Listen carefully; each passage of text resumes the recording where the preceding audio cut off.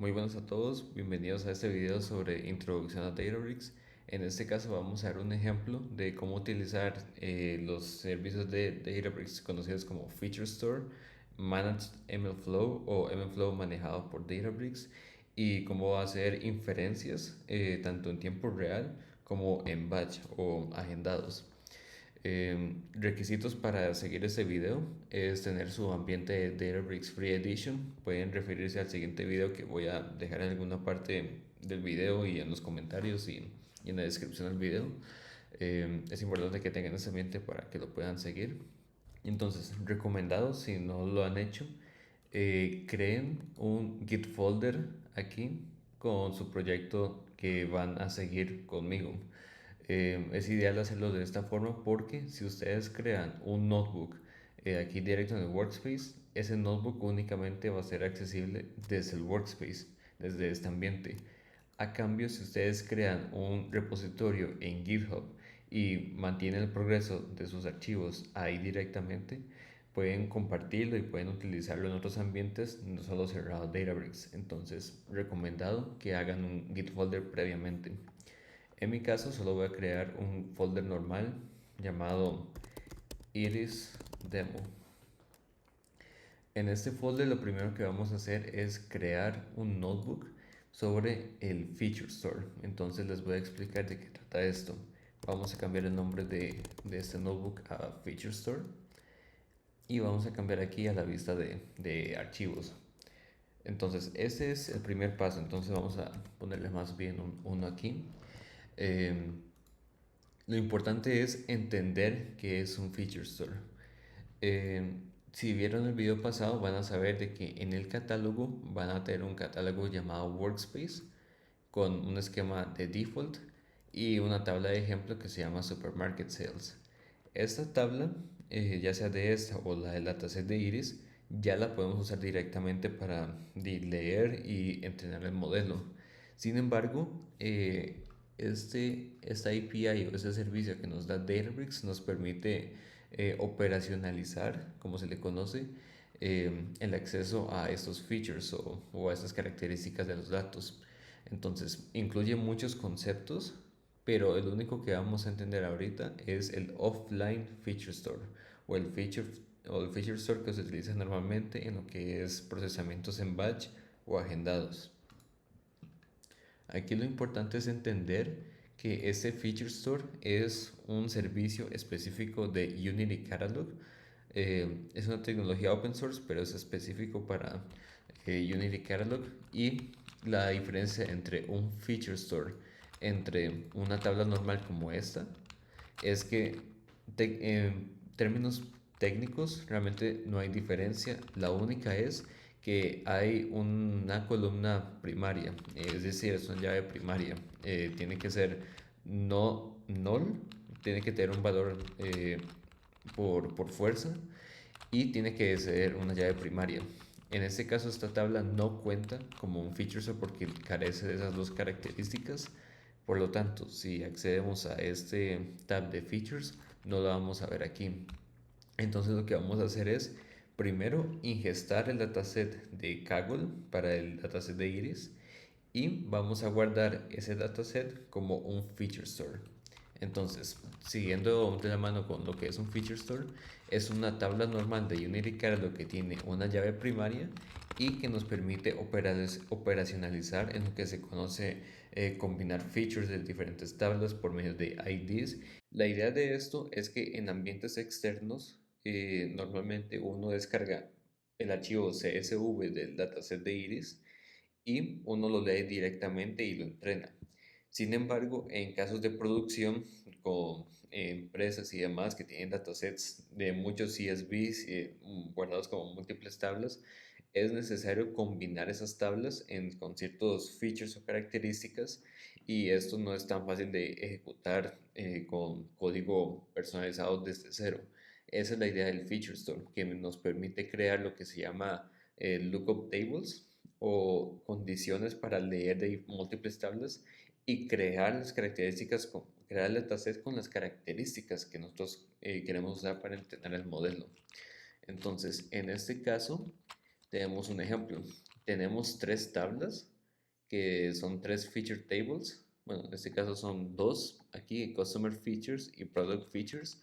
Y lo que hacemos es crear dos feature lookups. Aquí le indicamos cuáles son las dos tablas que queremos leer y cuáles son los features o las características de las tablas que queremos agarrar basado en un ID que nosotros podemos indicar. Lo que nos permite esto es que por medio de un solo comando de un API call podemos crear el dataset de múltiples tablas versus hacerlo manualmente, leer múltiples tablas y escribir a mano este merge, por así decirlo.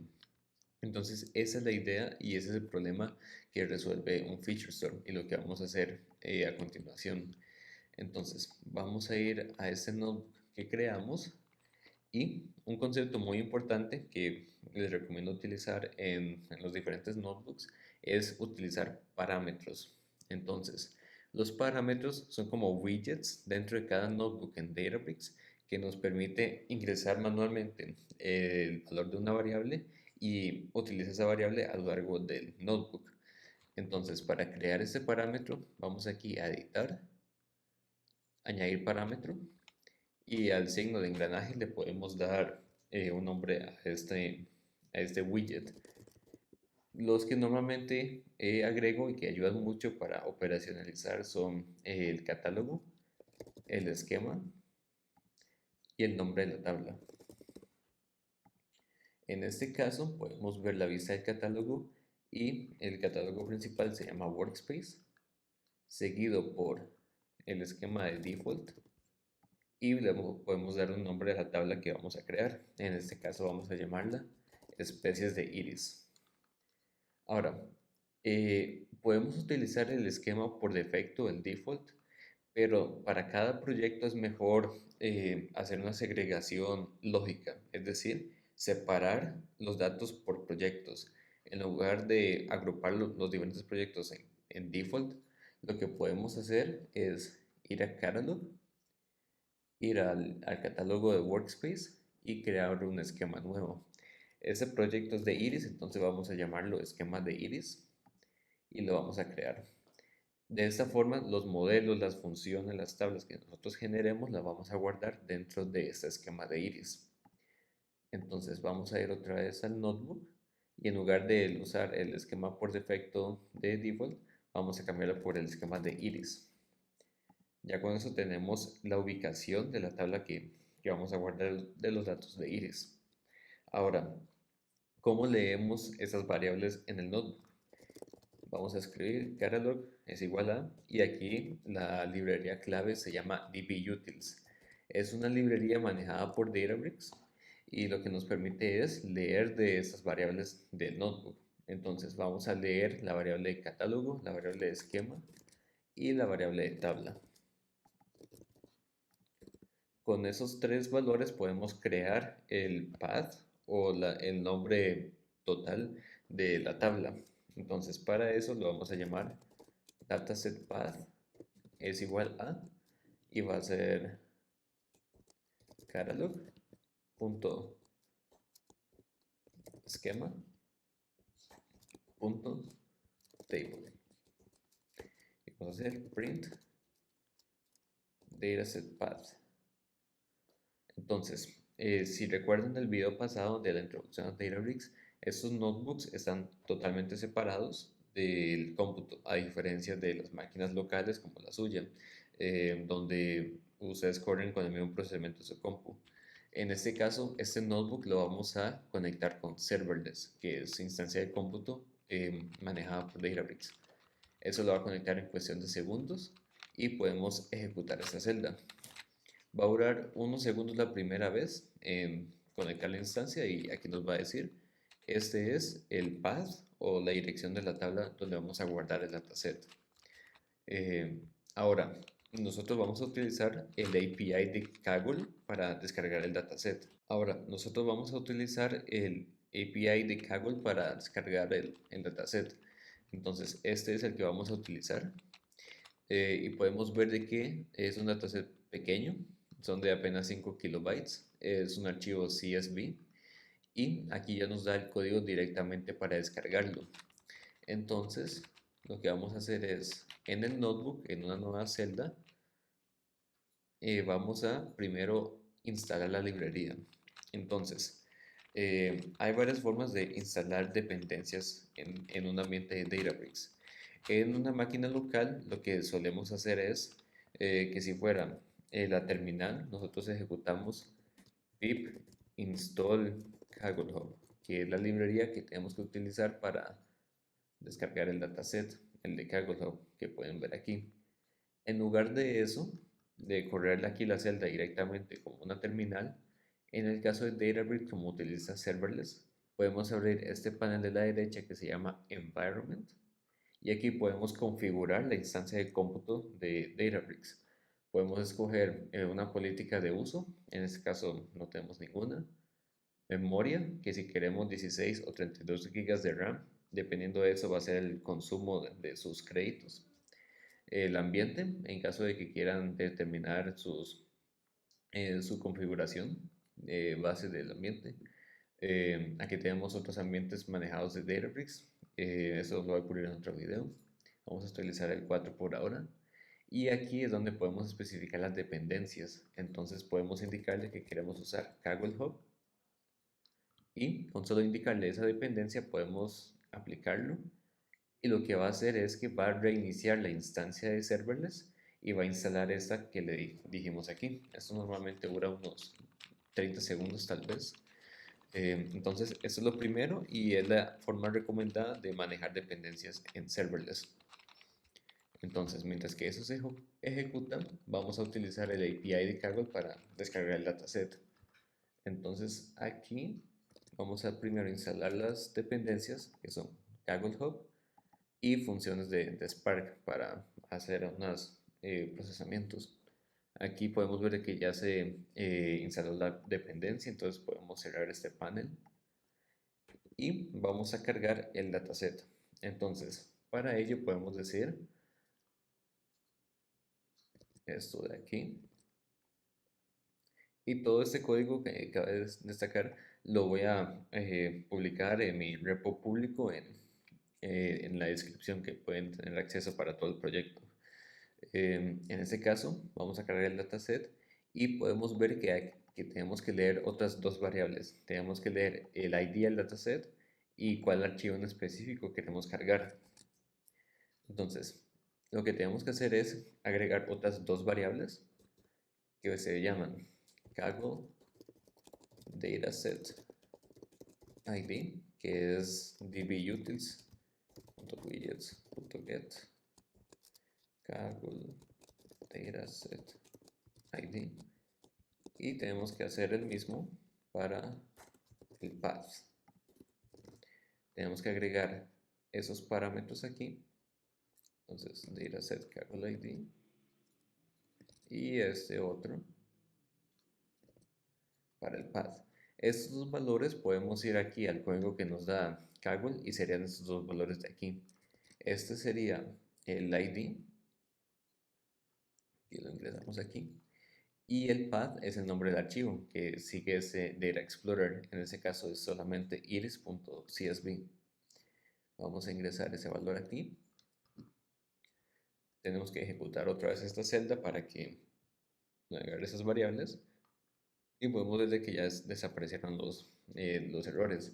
Entonces, aquí ya podemos ejecutar esto y decir display raw df. Vamos a ejecutar esta celda.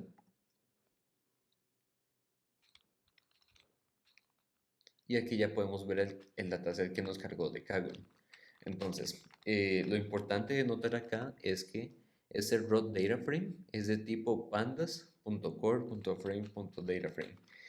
A lo largo de este tutorial vamos a tratar de trabajar principalmente con Spark, que es la tecnología base que utiliza Databricks, pero en ocasiones vamos a cambiar al API de pandas, pero cualquiera de los dos son compatibles mientras que hagamos la conversión. Entonces, viendo ese dataset, ya está limpio. Tenemos una columna de IDs, entonces esto puede ser un feature store porque ya tiene una columna IDs que es requisito. Tenemos las cuatro características, que es el ancho y el largo de los pétalos y sépalos. Y tenemos la categoría, que es la columna de especies. Ahora, vamos a cambiar este data frame de pandas a uno de Spark, porque el API de Spark es lo que recomienda Databricks principalmente. Para ello, podemos decir iris dataframe es igual a spark.createDataFrame y simplemente le pasamos el dataframe de Spark, digo de pandas. Ya con esto agarra el dataframe de pandas y lo convierte a uno de Spark inmediatamente, entonces es sencillo. Lo próximo que vamos a hacer es una limpieza de esas características. En este caso el datasset ya está limpio, entonces lo único que vamos a hacer es renombrar las columnas. Vamos a ejecutar de nuevo esta celda y vamos a hacer display del dataset limpio, más bien, de este de aquí, simplemente para que salga al día la celda. En una nueva celda vamos a hacer el cambio de nombre de las columnas. Para ello vamos a llamar el, el iris clean data frame, vamos a llamarlo iris clean, y este iris clean lo que va a hacer es leer el data frame pasado que se llama iris data frame y vamos a utilizar el API de Spark que se llama withColumn. Este API de Spark lo que nos permite es indicarle cuál columna, cuál nombre de columna queremos crear. Perdón, no es withColumn, es withColumn renamed. Tenemos que indicarle el nombre de la columna, en este caso es ID que está en mayúscula, y le podemos decir que ahora queremos que sea ID en minúscula. Así es como se hace el cambio de nombre de columnas. Y para no escribirlo todo, voy a indicarle cómo sería en total. Entonces, una buena práctica es que a las operaciones o transformaciones de Spark las englobemos con ese paréntesis y hacemos todas las transformaciones relacionadas aquí mismo dentro del paréntesis. Aquí lo que hice fue cambiar el nombre de las 6 columnas a minúsculas y usando el snake case. Y vamos a crear 4 columnas nuevas. No, perdón, no 4 columnas nuevas, sino que a las 4 columnas que renombramos, vamos a asegurarnos de que sean de tipo double, es decir, decimales. Una vez que hacemos esto, podemos guardar la tabla en Unity Catalog. Para ello, lo que tenemos que hacer es leer iris clean otra vez y utilizando el API de Spark, podemos decir .write, .mode, overwrite, que lo que quiere decir es sobrescriba si ya existe la tabla, save as table, y aquí lo importante es no indicarle solo el nombre de la tabla, tenemos que indicarle el path completo, es decir, el catálogo, el esquema y el nombre de la tabla, que es precisamente esta variable que creamos aquí, datasetPath. Entonces aquí vamos a indicarle datasetPath. Por último, podemos hacer un display de este iris clean.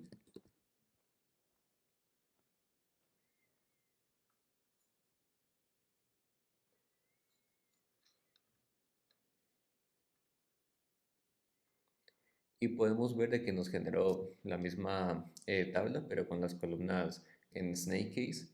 Y si abrimos este esquema de iris, ya podemos observar la tabla de iris species. Entonces ya está la tabla guardada en Unity Catalog, que es una buena práctica.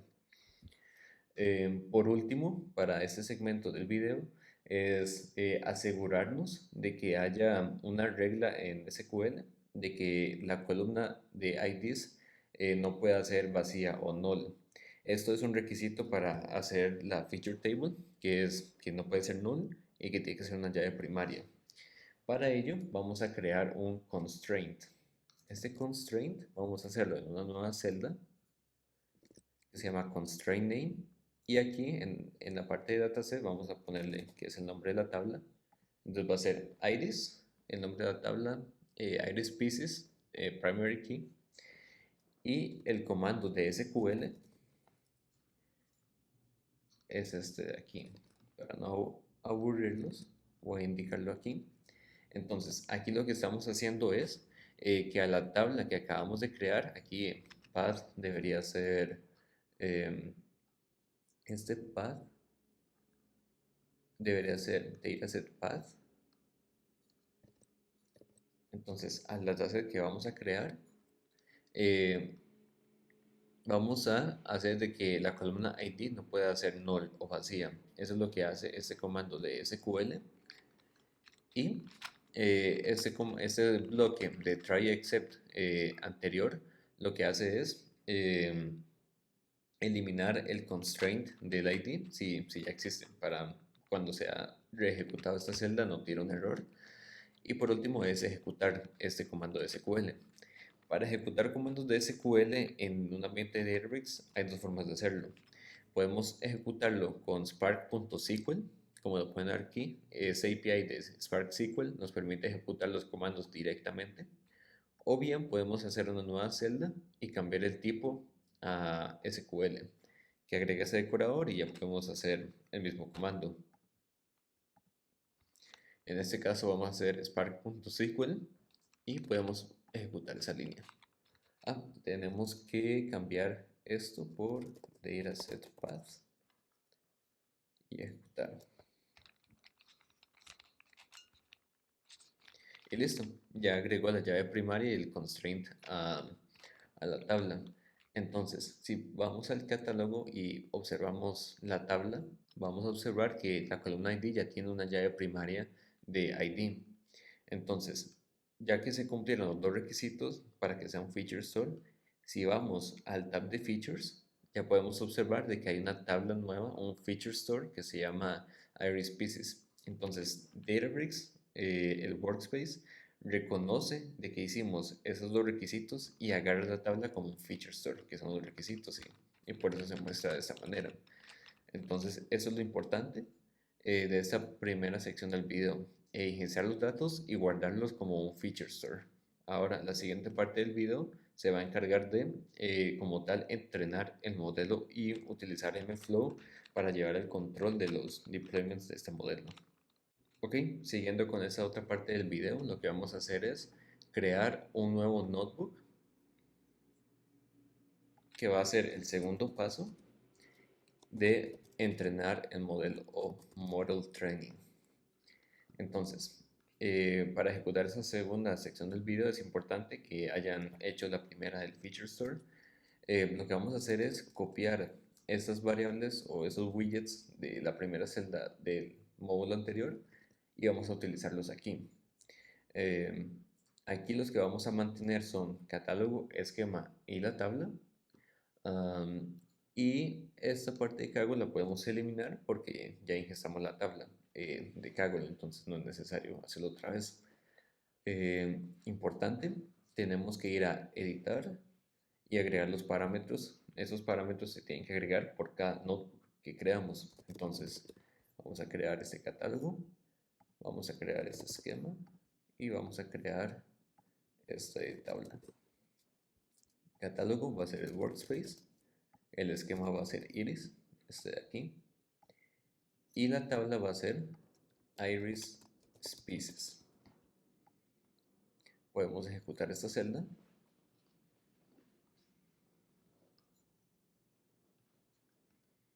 y darle unos segundos. Ahí está. Y este es el path, el nombre total de la tabla de la dataset que acabamos de ingestar de Kaggle. Ahora, lo importante que vamos a hacer ahorita es definir la configuración de entrenamiento de nuestro modelo. Entonces, primero lo que tenemos que hacer es instalar las dependencias. Y para ello vamos a crear una nueva celda y ya sea que decidan escribirlo a mano durante el video o que revisen el repositorio de GitHub que voy a dejarles en, en la descripción en los comentarios, pueden solo copiar o pegar o pausar el video y escribir. Aquí las dependencias que vamos a utilizar son las que vienen por defecto de Python. Estas para el preprocesamiento de nuestro modelo. Y estas específicas de MLflow y de sklearn para entrenar el modelo. Una adicional que tenemos que importar, que es específica de Databricks, es el Feature Engineering Client. Para instalar esta, para importar esta, tenemos que hacer Databricks Feature Engineering y este se llama Feature Engineering Client. Esta API es la que nos va a permitir manipular los feature tables que nosotros creemos en el ambiente de Databricks. Ahora, esta API o esta librería tenemos que instalarla. Entonces, similar al caso del Feature Store o el Kaggle Hub, tenemos que abrir el side panel para la configuración de serverless y aquí tenemos que indicarle la librería de Databricks Feature Engineering, que sería esta de aquí, Feature Engineering. Le damos a aplicar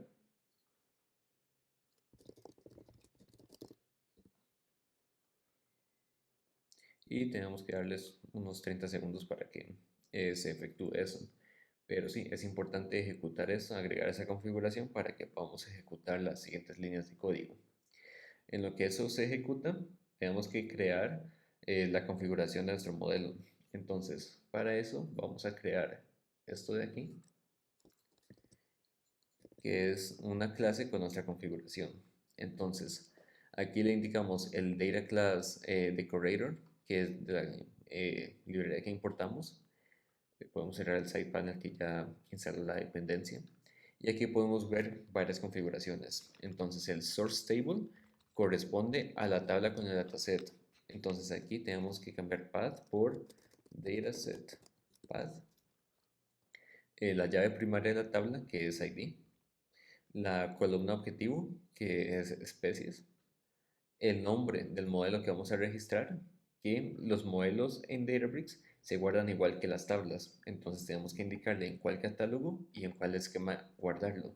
Por lo tanto, utilizamos el mismo catálogo y esquema donde guardamos la tabla. Y ahí es donde entra la idea de tener un esquema específico. Todos los modelos y tablas que nosotros creemos van a estar guardadas dentro de este esquema. Entonces es fácil de monitorear y entender de dónde vienen los recursos. Luego tenemos que tener un experimento que lo vamos a crear en un momento. Y por último, un threshold. Esto es opcional, que es para a la hora de desplegar un modelo que cumpla ciertos requisitos. Entonces, lo importante aquí entender es el experimento. ¿Ok? Esto del experimento es específico de MLflow, no tanto de Databricks. Y un experimento es un ambiente de MLflow que nos permite llevar el control o el registro de todos los entrenamientos que hacemos para un modelo. Entonces, por ejemplo, si nosotros para un modelo de clasificación, como en este caso, probamos los hiperparámetros 1, 2, 3 y hacemos otro entrenamiento con los hiperparámetros 4, 5, 6, podemos llevar el control de estos dos entrenamientos en un solo ambiente y comparar las métricas y nos permite fácilmente identificar cuáles hiperparámetros ofrecen los mejores resultados. Eso es la idea de tener ese experimento y lo que vamos a crear en ese momento. Entonces, para ello, podemos observar de que ese experimento se crea dentro de un directorio similar a los notebooks. Entonces, lo que vamos a hacer es copiar el nombre de este experimento y vamos a ir a este path, mflow experiments. Entonces, vamos a ir al workspace de aquí, vamos a abrir el directorio de workspace y vamos a ir al directorio de shared.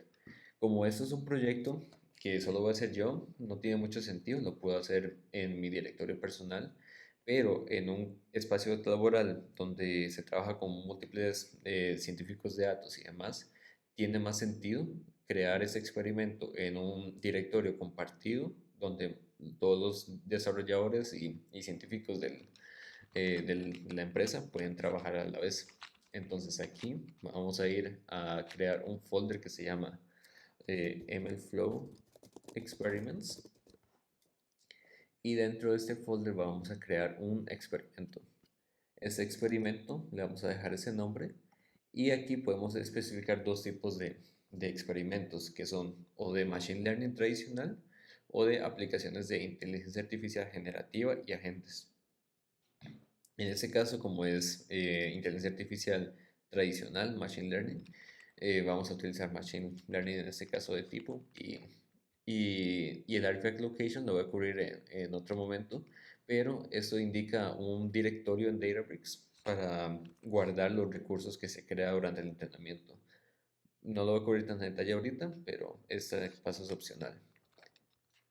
Vamos a crear este experimento y podemos ver de qué nos llevó a este tab de experimentos.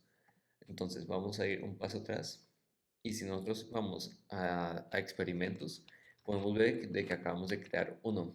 Entonces este fue creado por mí en esta fecha y en esta ubicación. Podemos abrir este experimento y está vacío, no tenemos ningún entrenamiento hecho todavía. Y lo importante de entender aquí es que podemos llevar el control de todos los entrenamientos que hacemos y sus métricas. Podemos ver el nombre del entrenamiento, cuándo se ejecutó, con cuál dataset se hizo, la duración, en cuál notebook se creó, los modelos generados y métricas que nosotros también registremos. En el apartado de modelos podemos ver todos los modelos que creamos y sus versiones y comparar las métricas y demás, sus pesos. Y en Traces podemos llevar también el control de todas las acciones ejecutadas por ese modelo. No vamos a ir tan a detalle hasta aquí porque es un modelo de predicción básico, pero en caso de que creemos un modelo a punta de código de Python que llama a múltiples funciones, eso es una buena opción. Entonces, vamos a crear este experimento, nos devolvemos a entrenamiento del modelo y eso es lo que acabamos de hacer aquí. Vamos a ejecutar esta celda y tenemos que ejecutar eso también.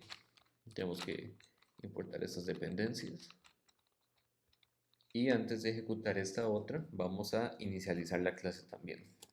Vamos a decir cfg es igual a una instancia de config y vamos a definir el experimento.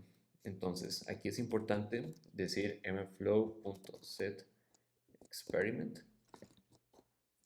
e indicarle el path del experimento. Si nosotros no hacemos esto, va a crear otro experimento por defecto o tirar un error, pero la idea es que siempre registremos todos los entrenamientos en un experimento en específico. Luego vamos a crear otra instancia del Feature Engineering API que acabamos de importar de Databricks. Entonces, esta es la que vamos a utilizar para crear nuestro dataset de entrenamiento. Y por último, vamos a agregar unas líneas de impresión para validar como sanity check, para validar de que se ejecutó correctamente. Y vamos a ejecutarlo. Como nosotros instalamos una nueva instancia, una dependencia y se reinició el cómputo, tenemos que ejecutar todas las celdas de nuevo y ya está. Ese es el experimento y ese es el nombre del futuro modelo. Ahora lo que vamos a hacer es crear el dataset.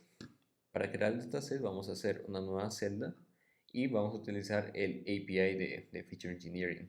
Entonces, lo que vamos a hacer es importar algunas funciones que vamos a utilizar de Spark y vamos a indicar cuáles son las columnas numéricas que vamos a utilizar para el modelo. Esas columnas van a ser las siguientes. Entonces las columnas numéricas van a ser el ancho y largo del pétalo y el sépalo. Y vamos a indicarle cuál es la tabla que vamos a leer y sus características, que sería esto de aquí. Entonces el data frame va a ser leer la tabla source table, que es el dataset de Kaggle que le indicamos, y vamos a seleccionar únicamente la llave primaria, las columnas numéricas y la columna objetivo. En este caso son todas las columnas del dataset, entonces tiene sentido solamente mantener esa parte de todo el dataset, pero esto es una buena práctica en caso de que incluya otras columnas no necesarias. La siguiente dependencia que vamos a importar es el feature lookup. Entonces, esta de aquí arriba lo que hace es nada más instanciar y dar las funciones, dar las clases, por así decirlo. Esta otra que vamos a importar lo que nos permite es como tal buscar y crear el dataset. Entonces, vamos a decir de la Feature Engineering API, vamos a importar no el Feature Engineering Client, sino el Feature Lookup. Ahora, este Feature Lookup es esto de aquí, que vamos a ir a a ejecutar. Pueden leer la documentación con más paz en otro momento, pero este feature lookup lo que nos permite es indicar cuáles son las características que queremos crear para el dataset. Entonces, aquí ya tengo las que quiero importar en específico. Y como es un solo dataset, solo hacemos un solo feature lookup. Pero si tuviéramos múltiples tablas con múltiples características, podemos agregar otro feature lookup aquí e indicar el nombre de la otra tabla y cuáles features agregar. Entonces aquí pueden ver el valor de utilizar ese API que nos permite leer de múltiples tablas y automáticamente generar el training set para el modelo. En este caso solo hacemos un feature lookup y el feature table name va a ser el nombre de el feature lookup name va a ser el source table, que va a ser cfg.source_table. Vamos a leer de esa tabla, vamos a utilizar ese ID y pasarle las columnas numéricas. Ahora, una vez que ya tenemos cómo buscar las características, vamos a crear el training set. Para crear ese training set utilizamos el Feature Engineering API que instanciamos en la celda pasada y vamos a llamar Create Training Set. Aquí los parámetros importantes son el data frame, que es el data frame source que nosotros leemos, y vamos a seleccionar únicamente la llave primaria y la columna objetivo. Luego tenemos que indicarle cuáles son las características que queremos leer, que serían las numeric calls de este paso. Y por último, cuál es el label o el objetivo, que en este caso es la que tenemos definida en la configuración. Ya con esto nos va a devolver un Spark Data Frame con esas características. Para confirmar de que eso funciona correctamente, podemos utilizar de la librería de sklearn el train split para crear el training dataset. Entonces aquí lo que hacemos es cargar el data frame pasado, cargarlo como un data frame, quitar la columna de ID porque no es necesaria para entrenar al modelo y pasarlo a la API de Pandas. Aquí creamos el set para training y validation y aquí utilizamos el API de sklearn. Podemos ejecutar esta celda de aquí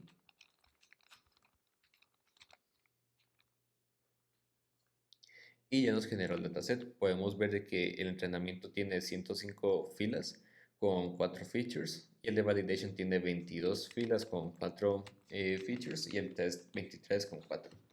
Entonces ya tenemos los training y validation datasets. El siguiente paso es como tal entrenar y registrar el modelo.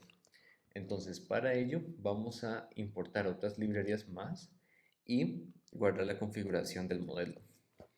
Vamos a importar JSON, infer signature y el cliente de MFlow.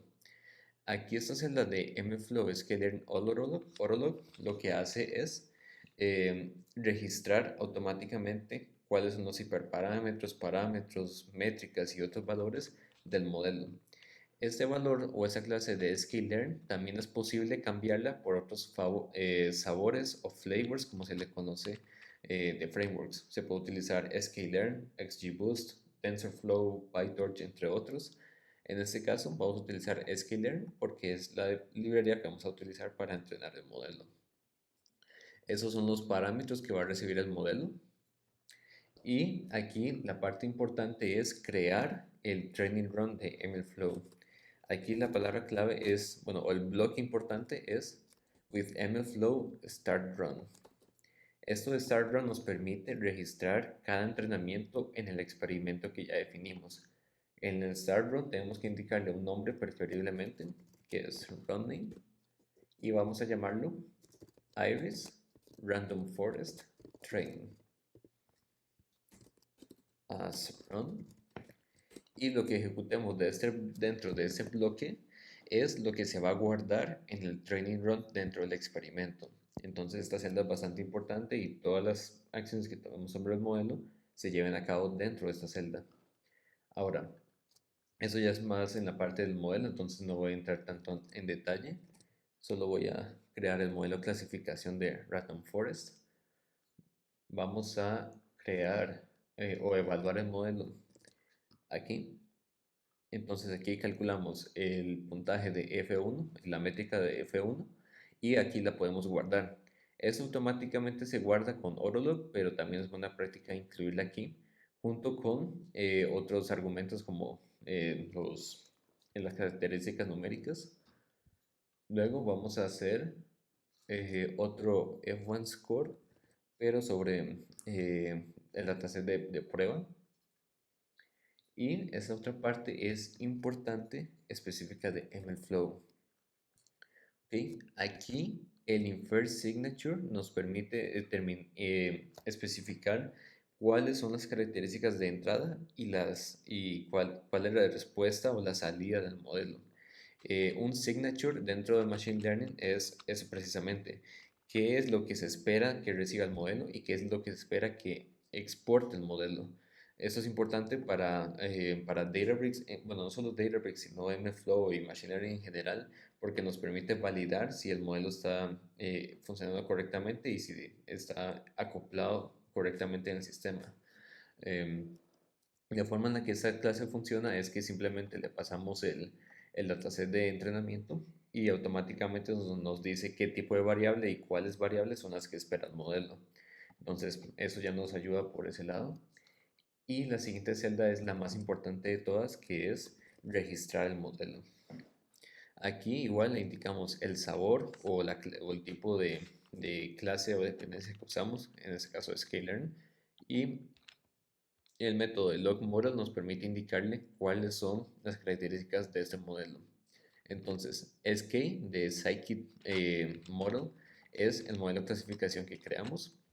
Artifact path es en cuál directorio queremos guardar la configuración del modelo, que son los YAML, los txt, otras dependencias, archivos misceláneos. El signature generado en este paso, el input example, que es un ejemplo de entrada también. Estos dos le ayuda a MFlow a determinar la firma o el signature del modelo. Y por último, el nombre del modelo para registrar. Entonces, ya con esto, el modelo se registra en Unity Catalog y solamente voy a agregar un bloque más que es para indicar a la hora de ser ejecutado dónde está guardado este entrenamiento bajo este URI o este path, y podemos mostrar también cuál es el resultado de F1 y el URI al usuario. Entonces esto lo podemos ejecutar y eso va a durar un momento porque va a entrenar el modelo. Lo que vamos a notar es en este output es que nos genera un MFlow run y lo podemos observar aquí. Si abrimos esto, nos va a llevar al experimento que acabamos de crear y al primer training run donde lleva el control de todo. Podemos ver de que en las métricas de F1 test y F1 validation es 1, entonces es un posible caso de overfitting, por ejemplo, y aquí podemos ver el training log loss. Podemos ver los parámetros y otras características como que está corriendo, cuál es el ID, de dónde viene, etcétera. Entonces, si nos vamos al experimento, podemos ver de que este es el primer run. Si le damos al más, podemos seleccionar todas las métricas y podemos observar todas las métricas de ese entrenamiento en esta pantalla. Es decir, si nosotros ejecutamos este entrenamiento 10 veces, podemos comparar fácilmente los 10 entrenamientos y determinar cuál fue el entrenamiento con la configuración mejor apta para la aplicación. Ya vemos de que el experimento el entrenamiento corrió correctamente. Y por último vamos a agregar esta lógica de aquí. Entonces voy a agregar esto aquí. Y aquí únicamente lo que yo hago es utilizar el MFlow client y agregarle un alias. Entonces no entré tanto en detalle con lo que hace aquí, pero un alias lo que hace es darle como un tag o un identificador a la versión del modelo. Entonces, este modelo ya fue registrado. Si nosotros antes de ejecutar esto nuevamente vamos al catálogo y vamos al, al esquema de iris, podemos ver de que tenemos un modelo que es el que acabamos de registrar. Este modelo tiene versión 1, podemos agregarle tags, alias y entre otras cosas. Aquí lo importante es el alias. Entonces, eso nos permite indicar si esa versión del modelo es la que se está utilizando en producción o es la que se va a comparar con el modelo de producción, lo que se conoce como Challenger y Champion. Entonces, ver si un posible modelo puede derrocar al Champion y pasar a ser el modelo utilizado en las aplicaciones. Eso es lo que hace esta lógica. Entonces, vamos a ejecutar nuevamente, que va a crear otra versión del mismo modelo, va a crear otro run y le va a agregar el alias de Challenger. Entonces, en lo que eso se ejecuta, la siguiente parte que vamos a hacer es la lógica de despliegue. Vamos a hacer la lógica como tal de qué debo hacer yo o qué debo enfocarme para decir si el Challenger puede cambiar al modelo de Champion. Entonces, voy a copiar todo el código de aquí y no voy a entrar tan a detalle con la lógica aquí, pero lo importante de entender es que el alias de producción es Champion y ese es el nombre del modelo. Aquí la lógica es, estoy leyendo todas las versiones del modelo en específico y estoy agarrando la más reciente. Entonces agarro el modelo más reciente em, y obtengo la métrica de F1. Entonces, lo que hacemos aquí es comparar la métrica de F1 de la última versión del modelo contra el modelo actual Champion que está en producción. En este caso, como tenemos dos versiones y ninguna tiene ningún alias, entonces automáticamente va a agarrar la última versión y la va a pasar a producción. Si ejecutamos esta línea, la última versión es la 2 con un F1 score de 1 y ese va a pasar a producción. Aquí hay un error de champ model. Déjenme confirmar. Ok. Sí, esto es de que manualmente podemos ir aquí y decir la versión 1 es el champion. Eso se puede hacer por medio del código, pero para facilidad voy a escribirlo manualmente. Vamos a ejecutar esto una vez más y ya podemos ver la lógica. La última versión, versión 2, tiene un score de 1. El Champion tiene una versión de 1 también. Entonces no se lleva el modelo 2 a producción porque tiene el mismo F1 score. Si fuera un score mayor, entonces sí lo pasa a producción, que es la idea de este código. Y sí, todo esto es la idea de utilizar MFlow. Si vamos a experimentos, y vamos a ver este aquí, podemos ver los dos runs con los dos modelos que nos acaba de generar y sus métricas. En este caso, como utilizamos un random seed específico, nos tira los mismos resultados, pero si eliminamos el random seed, eh, eso nos va a arrojar diferentes resultados y ahí sí podemos comparar verdaderamente cuáles métricas son mejores versus otras. Entonces sí, esa es la segunda sección del video y la tercera va a ser de cómo utilizar este modelo para llevar a cabo inferencias agendadas y después inferencias en tiempo real. Ok, bienvenidos a esta tercera sección del video. Si siguieron los pasos pasados, ya deberían tener un notebook de Feature Store y un notebook de Model Training. Ahora, vamos a crear un nuevo notebook para, para hacer lo que se llama batch scoring o batch inference. Por lo tanto, vamos a decirle 3.1 batch inference. Entonces, ¿cuál es la idea de batch inference versus real time? Los trabajos o las inferencias en batch es para casos de uso donde se tiene que ejecutar en momentos específicos. Por ejemplo, si una empresa recibe datos cada 24 horas, se quiere hacer la predicción cada 24 horas y no necesariamente en el momento. Esto permite ejecuciones más rápidas en periodos de baja demanda, que es por lo general más barato, entre otras cosas. Entonces, sí tiene su espacio en los casos de uso. Y para hacerlo, vamos a primero determinar cuáles son las variables o los widgets. Vamos a crear estos de aquí, los parámetros de catalog, schema y dataset. El catálogo es workspace, el dataset es iris species y el esquema es iris. Ahora, tenemos que indicarle también cuál es el nombre del modelo, model name, y el alias de producción, que es el alias del modelo. Entonces, el nombre del modelo es Iris RF Classifier. Le vamos a pegar aquí y solamente el nombre. Y el alias de producción que es Champion. ¿Ok? Esas son las 5 variables que vamos a ocupar y podemos ya ejecutar esta celda. Va a durar unos segundos en cargar. Y lo próximo que vamos a hacer es eh, leer una tabla con las características que vamos a predecir. Entonces, aquí lo ideal es tener una ingesta de datos en tiempo real con las 4 características necesarias para el modelo y hacer la inferencia. En este caso, para simplicidad del ejemplo, solamente voy a agarrar el dataset original y que se usó para entrenar el modelo y validar, y vamos a quitar las columnas de ID y la variable objetivo. Por simplicidad, en un caso real, eso sería una tabla generada por medio de una ingesta de datos cada 24 horas, etcétera. Entonces, por el momento vamos a utilizar esto y vamos a ejecutarlo.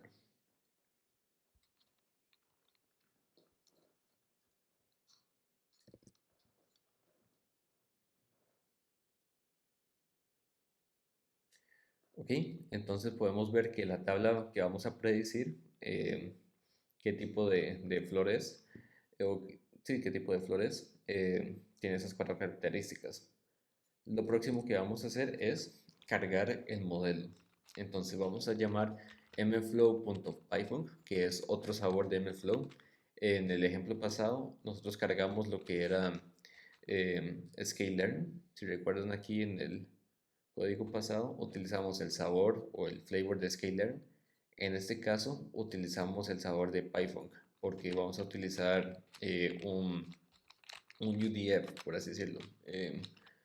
Entonces vamos a cargar el modelo de esa forma y lo que vamos a hacer es, bueno, ese 10 features ya lo estamos haciendo en el pasado, pero este es nada más como, vamos a cambiarlo aquí también, 10 features, ejecutar esto nuevamente para así eliminar esto de aquí. Y aquí convertimos ese data frame en pandas, le indicamos cuáles son las 4 características que se espera para el modelo y vamos a crear, vamos a decir que en el pandas data frame únicamente queremos esas 4 columnas en caso de que incluya otras. La parte de predicción utilizamos el load model de esa clase, le indicamos el URI del modelo. Aquí lo importante es seguir esta sintaxis, es models, dos puntos, slash, el model path que corresponde al catálogo, esquema y el nombre del modelo, que es el model path, arroba, y el alias de producción, que en este caso es champion. Así es como cargamos el modelo desde Unity Catalog y llamamos la función predict sobre el data frame con las características y vamos a desplegar y vamos a mostrar cuál es el resultado de las predicciones. En este caso podemos ver de que nos arroja un pandas data frame con todas las predicciones. Como es el dataset original, por eso se ve de esa forma, pero las primeras 50 filas corresponden a una clase, las segundas, las 50 del medio es otra clase y las últimas 50 es otra clase.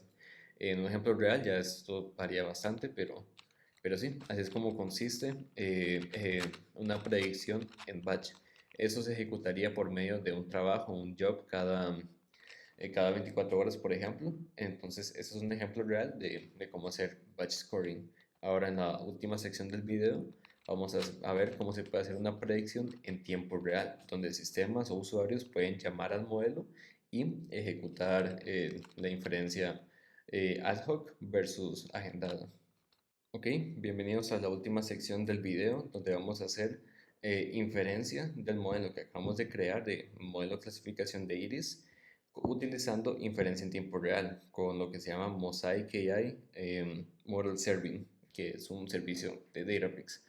Entonces, primero entendamos qué es Model Serving en Databricks.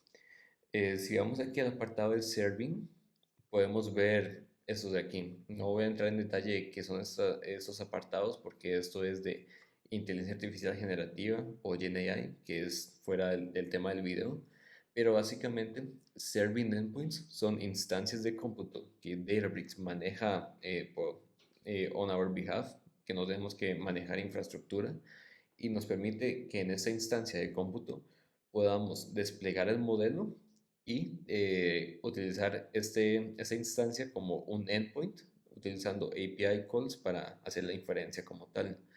Entonces, si le damos aquí a Create Serving Endpoint, podemos ver toda la configuración que podemos darle a esta instancia. Podemos darle un nombre, por ejemplo, Iris Prediction, y aquí nos va a dar el endpoint donde podemos correr las inferencias. También podemos especificar cuál es el modelo que queremos desplegar. En este caso, el RF, el Random Forest Classifier de Iris. Y podemos especificar qué instancia queremos usar. En este caso, como es una inferencia básica, podemos decirle que es CPU. Pero en casos más pesados, donde utiliza Deep Learning o GenAI, es posible utilizar instancias de GPU para procesamiento más intenso. Podemos indicarle también la concurrencia, es decir, cuántas instancias mantener en caso de que haya un aumento de demanda. Scale to zero, esto es, en caso de que si no haya demanda, que apague la instancia de cómputo para ahorrar costos.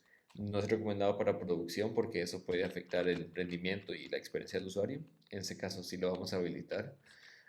Podemos habilitar tracing, que lo que nos permite es llevar registro de todas las entradas y salidas del modelo para poder observar después. Y otras características que voy a cubrir en otro momento. Esta instancia de Model Serving no la vamos a crear desde esta pantalla, pero pueden ver de que es bastante fácil. Podemos darle la configuración y crear. Pero en este caso, para la demostración, vamos a hacerlo por medio del SDK o por medio del código de la dependencia de Databricks. Entonces, vamos a crear un nuevo notebook que se llama 3.2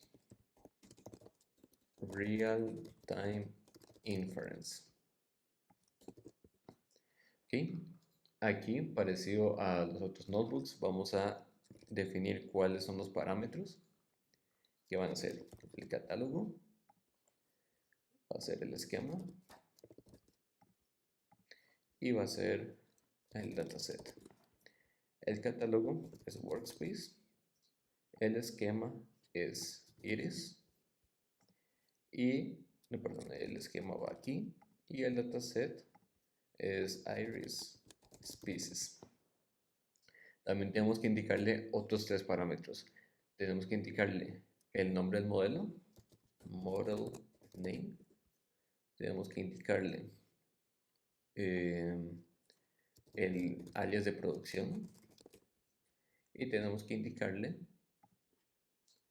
el nombre del endpoint, que va a ser el nombre al que vamos a llamar para hacer la inferencia. En production alias vamos a indicarle que es el alias de champion.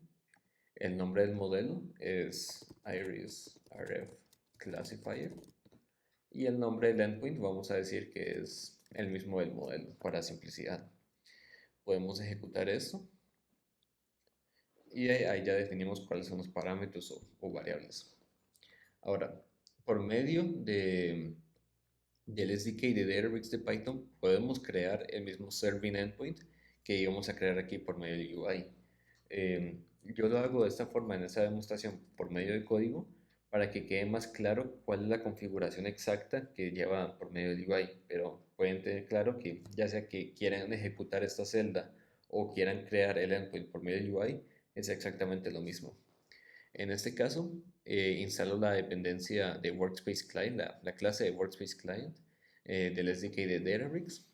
Y este client nos permite hacer acciones dentro del Workspace como lo haríamos manualmente desde la pantalla. Lo importante es que tenemos que indicar que estamos usando Unity Catalog y Databricks en general para esas clases. Y aquí lo que vamos a hacer es llamar el método de createEndpoint y le pasamos la configuración que le pasamos a la pantalla previamente. Le tenemos que indicar cuál es el modelo, que es el nombre completo del modelo, la versión, En este caso es la versión uno, pero pueden agregar su lógica para que llame al modelo de Champion. Workload Size, eso corresponde a CPU. Y Scale to Zero habilitado, que es la misma configuración de la pantalla previa. Eh, el, este modelo va a recibir el 100% del tráfico y en caso de que nos tire un error es porque ya existe. Entonces vamos a ejecutar esto y esto se va a ejecutar en cuestión de segundos, unos 4 segundos. Y si nos vamos otra vez a la pantalla de Serving, podemos ver de que nos creó un endpoint. Este endpoint todavía se está creando. Aquí podemos ver los eventos de esta instancia y tenemos que darle un tiempo. Esto va a durar unos minutos porque tiene que crear una instancia, tiene que desplegar el modelo, entre otras cosas. Entonces, vamos a dejarle unos minutos para que se ejecute. Ok, podemos ver de que ya se ejecutó, ya se creó el endpoint. Y si nosotros vamos a la pestaña de eventos, podemos ver los minutos que tomó. Empezamos de las 4:52 hasta las 4:58, o sea, unos 6 minutos en crear el endpoint. Eso va a depender del tamaño y cuántos modelos desplieguen, pero en este caso, un modelo básico dura unos 6 minutos. El endpoint como tal ya está listo para ser usado. Entonces, vamos de vuelta al notebook y aquí ya tengo un ejemplo de cómo se puede llamar a este endpoint. em, por medio del workspace. Entonces, aquí lo que estoy haciendo es determinar cuáles son 4 características de ejemplo para hacer la inferencia. Le vamos a pasar estos 4 valores. Nada más, en un caso real, nada más se sigue el formato y se agregan más filas. Vamos a crear el payload, que es el body del API call, donde le decimos cuál es el nombre, cuál es el shape, data type, etcétera. Y aquí es donde se ejecuta la invocación. Entonces, esto se está haciendo utilizando el mismo Workspace Client, la clase que instanciamos en la celda pasada, y hacemos el query al endpoint. Les voy a mostrar cómo se corre en un ambiente externo en un momento, pero en el caso de ejecutarlo dentro de Databricks, podemos utilizar esta clase y automáticamente maneja la autenticación por debajo. Aquí solo le indicamos cuál es el nombre del endpoint, cuál es el payload, que es el data frame que le indicamos y el payload. Y aquí corremos la invocación y hacemos el manejo que si falla o no.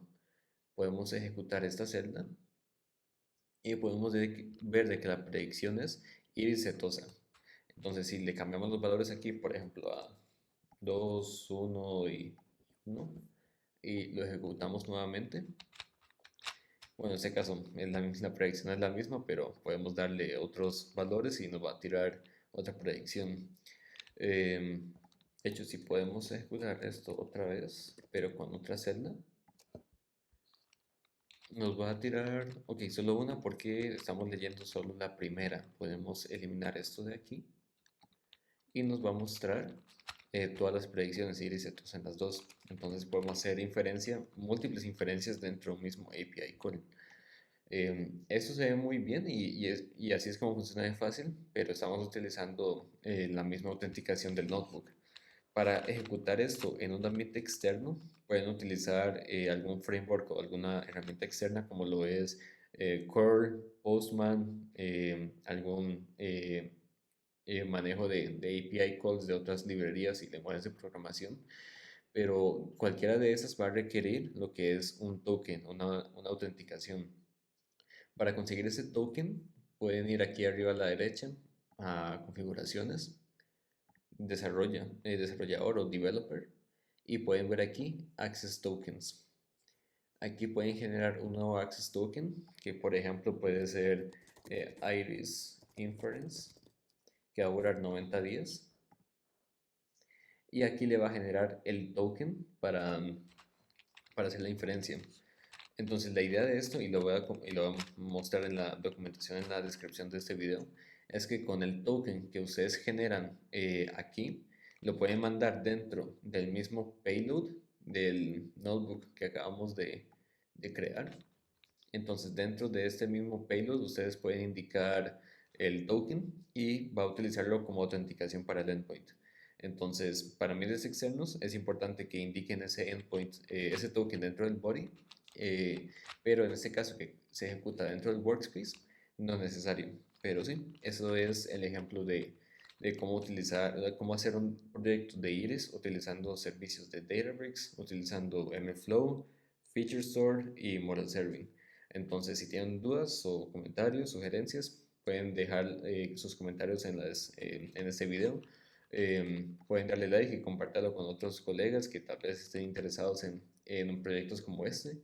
Y sí, espero que les haya gustado. Les sugiero fuertemente que vayan a ver las documentaciones, los links que los voy a dejar en la descripción porque les va a dejar bastante más claro de qué hace cada una de esas clases y demás. Pero sí, es un ejemplo bastante bueno para empezar a usar Databricks. Entonces, recomendado y sí, espero que les haya gustado.